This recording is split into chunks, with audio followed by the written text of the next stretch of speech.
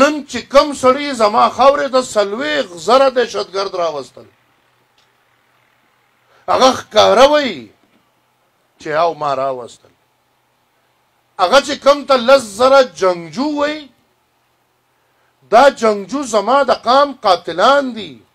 دې 10,000 جنګجو او د دې 10,000 جنګجو په شا په زرګاو خلکو زما د قام په زرګاو سپینګیري، زما میندې، زما خویندې، زما ماشومان ګلالي بچي ډېر په بېرحمۍ وجلي دي.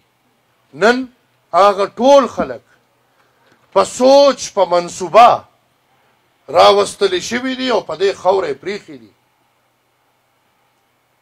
آیا چا چې دا کار کړی دی، چا چې دا عمل کړی دی، دغه خلکو ته به موږ د دهشتګرد او سهولتکار وایو او که نه به وایو؟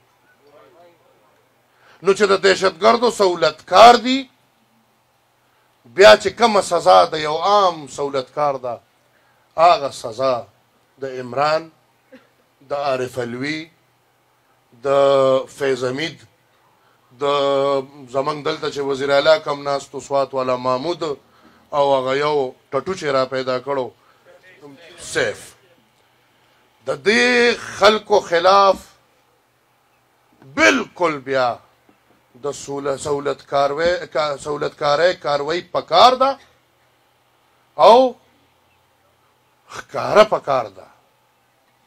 د ترازو نظام د هر چا دپاره یو پکار دی.